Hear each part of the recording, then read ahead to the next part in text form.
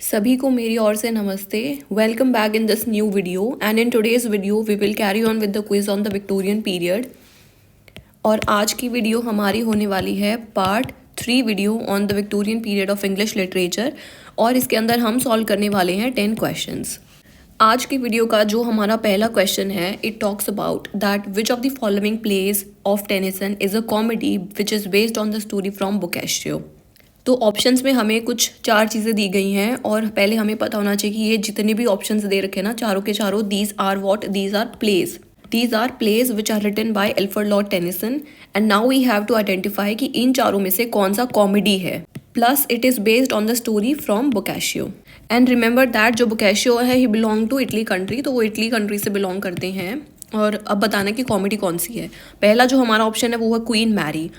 Queen Mary जो है option, इसके अंदर, इसके नाम के अंदर ही उसका जो सब्जेक्ट मैटर है वो छुपा हुआ है, हमें बस जानना है। That is Queen Mary. It talks about the Queen Mary. Who was Queen Mary? Queen Mary कौन थी? Queen Mary is also known as Bloody Mary, जो कि प्रोटेस्टेंट्स के अगेंस्ट फाइट करी थी। And she was the sister of Elizabeth one, जो कि क्वीन बनी थी and after whom the Renaissance period has started. तो वो क्वीन मैरी है, उनके ऊपर लिखा हुआ है ये प्ले। किन्होंने लिखा है? टेनिसन ने। That is titled as Queen Mary. तो this will not be the correct answer, क्योंकि क्वीन मैरी के ऊपर बेस्ड है, तो ये कॉमेडी वगैरह कुछ नहीं है। नेक्स्ट हमारा ऑप्शन है हेरोल्ड। हेरोल्ड जो है, this is a play which is based on the story of Harold two of England. तो हेरोल्ड टू ऑफ इंग्लैंड वो किंग थे, उनके ऊपर बेस्ड है Harold. So this is also not the correct answer. Charlie option है हमारा the falcon. The falcon हो सकता है, may be, I don't know about that. लेकिन डेल्टा ऑप्शन जो है बैकेट, ये बैकेट कौन है? हमारे Thomas baked. Do you all know that who was Thomas baked? ये वही थॉमस बैकेट है जब हम कैंटरबरी टेल्स पढ़ते हैं और हमें पता है कि वो सब एक श्राइन पे जा रहे हैं। तो किसकी श्राइन पे जा रहे होते हैं? वो थॉमस बैकेट की श्राइन पे। तो ये वही थॉमस बैकेट है और इन्हीं के ऊपर ये प्ले लिखा गया है by Tennyson. So the correct answer of this question is the Falcon. Remember that the Falcon is the play which is written by Alfred Lord Tennyson, जो कि एक कॉमेडी स्टोरी है और which has been inspired from Boccaccio. Boccaccio कौन है? He belongs to Italy country. Next question है which of the following plays of Tennyson is based on the story from Plutarch. अब पूछ रहे कि कौन सा प्ले प्लूटार्क की स्टोरी से इंस्पायर्ड है। घबराने की कोई बात नहीं है, थोड़ा सा मुश्किल क्वेश्चन है, बट जो एल्फ्रेड लॉर्ड टेनिसन है ना, हम उनको एज अ विक्टोरियन पोएट जानते हैं and we have studied all the poems which are written by Tennyson. लेकिन उनके कुछ प्लेस भी हैं जिनके आपको सिर्फ नाम याद रख लेने कि भाई ये कुछ प्लेस हैं। It is not that difficult to, हो जाएगा याद। पहला हमारा ऑप्शन है द फैल्कन। द फैल्कन, अभी हमने देखा कि जो द फैल्कन था it was inspired from Boccaccio, तो ये बोकाशियो से इंस्पायर्ड था। तो this will not be the correct answer. Next option है हमारा द कप। हो सकता है, we don't know about that. Thomas Becket का भी बताएगी। जो बैकेट जो play it is based on the Thomas Becket, जो कि कैंटरबरी टेल्स में है। And Murder in Cathedral which is written bye T S Eliot, उसमें भी वो थॉमस बैकेट के बारे में बात कर रहे हैं। तो ये भी हमारा करेक्ट आंसर नहीं हो जाएगा। अब हमारा बच गया आंसर डेल्टा। तो we have doubts in option beta and option delta. Remember that जो लास्ट ऑप्शन है ना, the Foresters, this is a play, it is also titled as Robin Hood. तो this is also titled as what? It is also titled as Robin Hood. तो this is also not the correct answer. इसका हमारा जो correct answer हो जाएगा the Cup. So the cup is a play which is written by Alfred Lord Tennyson which is inspired from the story from Plutarch. And who is Plutarch? Plutarch belongs to Greek country, तो Greek country से belong करते हैं Plutarch. This also you have to learn. आज की video के third question पे आते हैं। इसमें हमसे पूछ रहे कि दैट फॉर हुम जी.एम. Hopkins said that. तो यहाँ पर लाइंस दी गई हैं और हमसे पूछा है कि जी.एम. हॉपकिंस ने ये लाइंस किन के लिए बोली है। Okay, let us read the lines first. That come what may he will be one of our greatest poets, कि चाहे कुछ भी हो जाए ये एक ग्रेटेस्ट पोएट्स रहेंगे। ठीक है, पहले जान लेते कि जी.एम. हॉपकिंस कौन है। वो कंटेम्प्रेरी थे। किन के कंटेम्प्रेरी है? जी.एम. हॉपकिंस विक्टोरियन एज से बिलोंग करते हैं और पोएट है। और उनका जो फेमस जो पोएम है that is pied beauty. And he is the person who is known for curtal sonnet. तो कर्टेल सोनेट किन्होंने इन्वेंट करी है? It is by G M. Hopkins. Now we have to tell कि जी.एम. हॉपकिंस किनको greatest बोल रहे हैं। Matthew Arnold का हमें पता है कि that he was a great Victorian essayist हैं, क्रिटिक हैं, पोएम्स भी लिखी हैं इन्होंने, खैर कुछ। फिर है हमारे Robert browning. Robert browning famously known for writing the dramatic monologues. Next option is Alfred Lord Tennyson, जो कि ग्रेटेस्ट ऑफ द पोएट्स हैं विक्टोरियन एज के। And this is the right answer. तो जो जी.एम. हॉपकिंस है ना, वो Tennyson की तारीफ करके बोलते हैं कि that come what may he will be one of our greatest poets. अब क्वेश्चन को उल्टा करके भी पूछा जा सकता है कि that who said for Tennyson कि come what may he will be one of our greatest poets, और ऑप्शंस में हमें GM हॉपकिंस आंसर मार्क करना पड़ेगा। तो वाइस वर्सा क्वेश्चन भी फ्रेम किया जा सकता है। Remember it from both the sides. And delta option is Arthur Henry Hallam. Arthur Henry Hallam he was the friend of Alfred Lord Tennyson, जिनके लिए वो पोएम लिखते हैं titled as In Memoriam. In Memoriam, तो remember that. तो Arthur Henry Hallam will not be the right answer. Fourth question पे आते हैं, who considered nature as red in tooth and claw. तो वो पूछ रहे हैं कि इनमें से कौन है जो नेचर को क्या बोलते हैं कि it is red in tooth and claw. Remember the line कि नेचर को क्या बोल रहे हैं, red in tooth and claw. मतलब बताना चाह रहे हैं कि जो नेचर है ना वो कुछ भी कर सकता है, it is so powerful, it is red in tooth and claw. You have to tell that this is said by whom. Is it Alfred Lord Tennyson या फिर मैथ्यू आर्नोल्ड या विलियम ब्लेक। विलियम ब्लेक कौन है, he is the pre romantic poet. And John Ruskin, John Ruskin जो है he is the person who has inspired Mahatma Gandhi. And you have to write in the comment section कि John Ruskin का कौन सा work है which has inspired Mahatma Gandhi. Coming back to the question, तो nature को red in tooth and claw कौन बोल रहे हैं। Our correct answer here is Alfred Lord Tennyson. So remember that Alfred Lord Tennyson is the person who is calling nature as red in tooth and claw.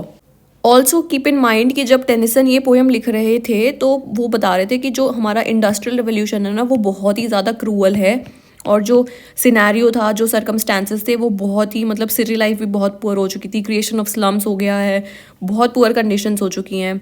तो industrial revolution peak पे था, और एक हम लोग हैं जिनको अभी तक क्लाइमेट चेंज सिर्फ एक मजाक के तौर पे ही लगता है। तो all of you, I request you not to use the plastic polythenes, है ना, थोड़ा कॉन्शियस लाइफस्टाइल जियो। अगले क्वेश्चन पे आते हैं। अगले क्वेश्चन में पूछना है कि that which Browning's poem is loosely based on the life of a Florentine painter. तो यहाँ पर नीचे हमें 4 पोएम्स दी गई हैं और हमसे पूछा है इन चारों पोएम्स में से कौन सी पोएम है जो बताती है लाइफ, किनकी लाइफ बताती है, फ्लोरेंटाइन पेंटर की लाइफ बताती है। किनकी लाइफ बता रही है, फ्लोरेंटाइन पेंटर। अब जो फ्लोरेंटाइन जो है, this is a place which is located in Italy. तो ये इटली में एक प्लेस है फ्लोरेंटाइन। और अगर आपको याद हो कि जो रॉबर्ट ब्राउनिंग थे वो अपनी वाइफ के साथ they both settled in Italy. अब पहले ऑप्शन पे आते हैं। पहला ऑप्शन है हमारा माई लास्ट डचेस। तो माई लास्ट डचेस की स्टोरी तो आप सबको ही ऑलमोस्ट पता ही होगी कि माई लास्ट डचेस की स्टोरी क्या है, कि उसमें जो डचेस होती है उसकी एक पेंटिंग बनवा रहे होते हैं ड्यूक, और सबको बता रहे होते हैं कि ये मेरी डचेस थी, और फिर आखिरी में बताते हैं कि कैसे उन्होंने उसको मार दिया। ठीक है, तो माई लास्ट डचेस हो गई। इस स्टोरी में जो डचेस की जो पेंटिंग बना रहे हैं वो है हमारे फ्रा पेंडोल्फ। ये भी क्वेश्चन कई बार आ जाता है कि who is the person who is making the, who made the photo of the duchess. तो फ्रा पेंडोल्फ जो है वो पेंटर का नाम है इस पोएम के अंदर, लेकिन हमसे पूछ रहा है कि Florentine painter particularly we have to tell. Next our option is Fra Lippo Lippi. Fra Lippo Lippi जो है ये भी पोएम किन्होंने लिखी है, ये पोएम लिखी है हमारे रॉबर्ट ब्राउनिंग ने। और जो फ्रा लिपो है, इसमें जो ये फ्रा लिपो है यही है हमारे फ्लोरेंटाइन पेंटर। फ्रा लिपो इटली से बिलोंग करते हैं और इसीलिए इस पोएम का नाम ही है Fra Lippo Lippi. Hence this becomes the correct answer. तो रिमेंबर कि जो फ्रा लिपोलिपि है this is a poem which is written by Browning which is based on the Florentine painter. Next option भी चेक करते हैं हम, Rabbi Ben Ezra.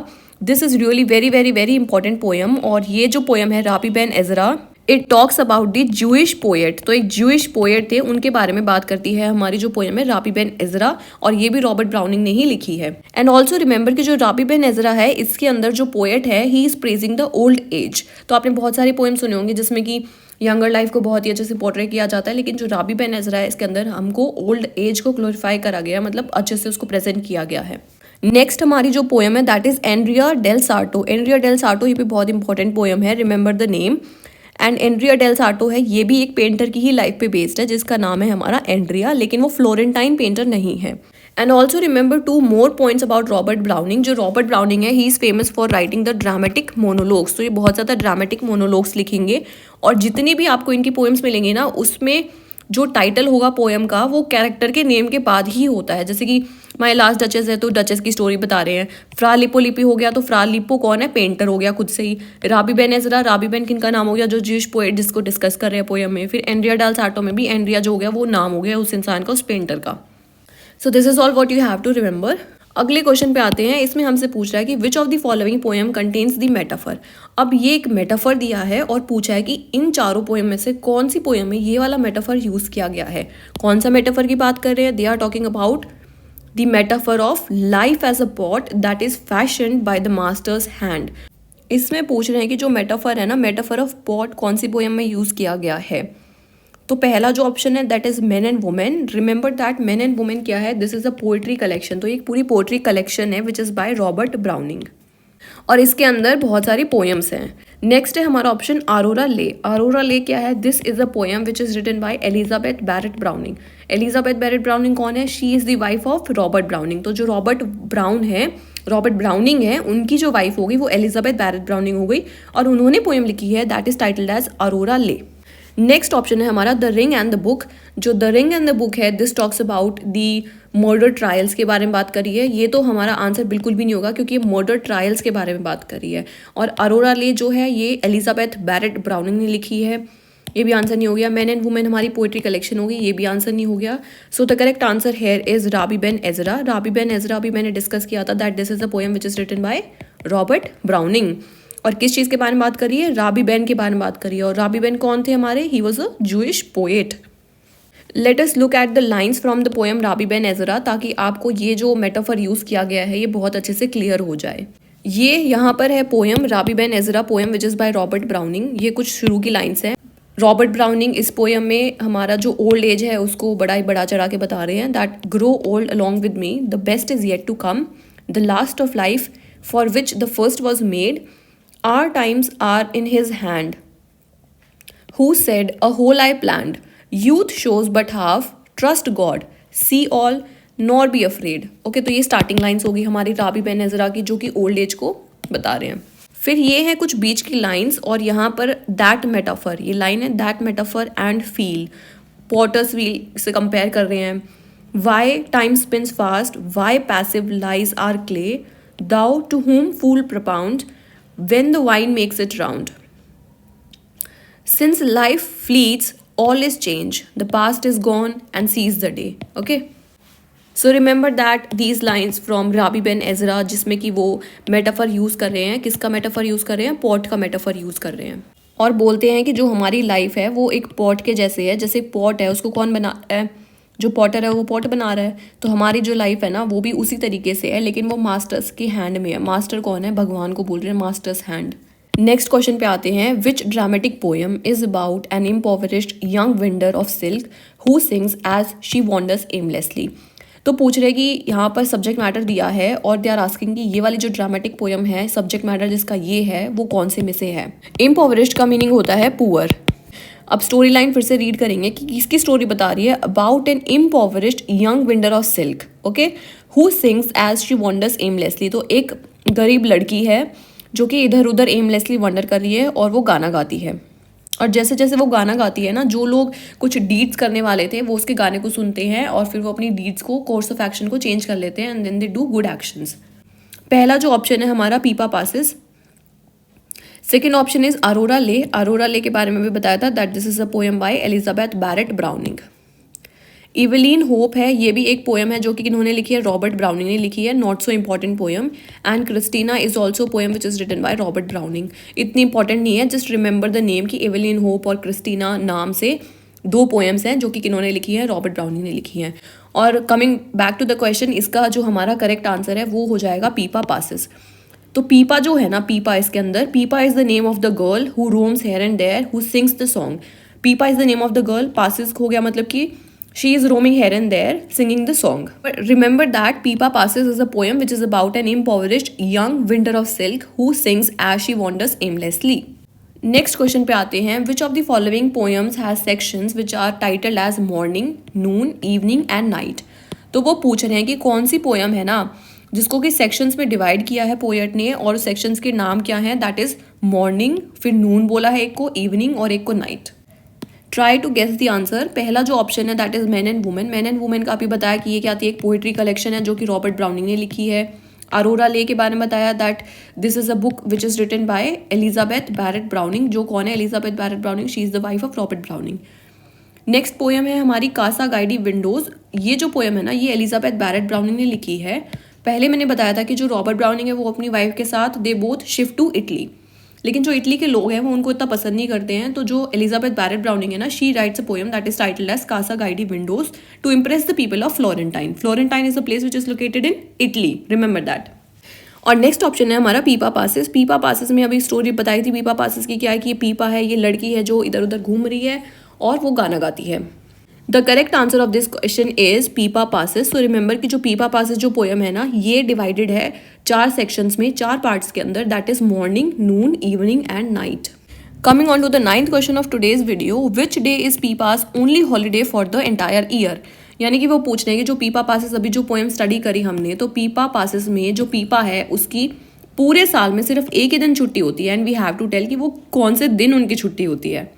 Is it Christmas Eve, या फिर beta option that is New Year morning, Charlie की Valentine day के दिन होती है, या फिर delta that is Easter Sunday. Try to guess the answer. इस क्वेश्चन का हमारा जो करेक्ट आंसर हो गया कि जो पीपा है उसकी छुट्टी होती है सिर्फ भाई न्यू ईयर मॉर्निंग वाले दिन, यानी कि न्यू ईयर के दिन सिर्फ उसी दिन पीपा की छुट्टी होती है, बाकी उसको पूरा साल उसको अपना काम करना होता है और वो गाना गाती रहती है। आज की वीडियो के लास्ट क्वेश्चन पे आते हैं। इसमें पूछ रहे कि that how many poems are there in the men and women. अब मेन एंड वुमेन क्या था? Men and women is the poetry collection. किन्होंने लिखी है ये पोएट्री कलेक्शन? किन की थी? Written by Robert Browning. तो रॉबर्ट ब्राउनिंग का पोएट्री कलेक्शन हो गया मेन एंड वुमेन। और पूछ रहे हैं कि उसमें कितनी पोएम्स है टोटल। इज इट 21 और 51 या 41 या 31? तो टोटल कितनी पोएम्स है? जो हमारा करेक्ट आंसर हो गया ना, इसको रट्टा मार लो, that it is 51. So remember that there are total 51 poems in the poetry collection that is titled as Men and Women, which is written by Robert Browning. और इस पोइट्री कलेक्शन के अंदर बहुत सारे इंपॉर्टेंट पोएम्स भी हैं, जैसे कि हमारी फ्रा लिपो लिपि जो हमने स्टडी किया था। Then we have studied the last ride together, the last ride together.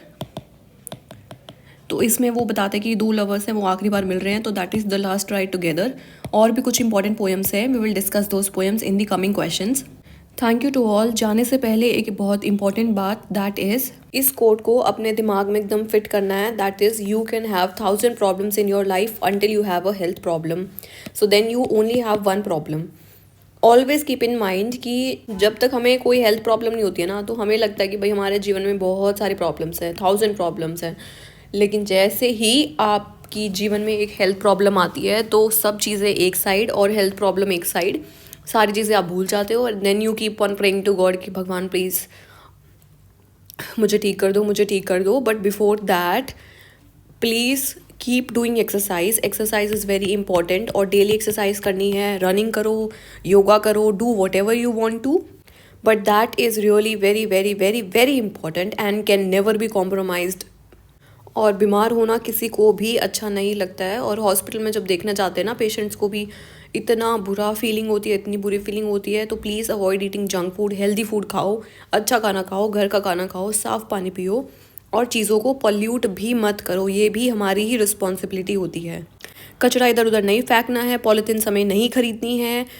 Live a simple life and live a happy life. So all of you stay happy and keep doing exercise. Goodbye to all. I'll see you in the next video with 10 more questions on the Victorian age of English literature.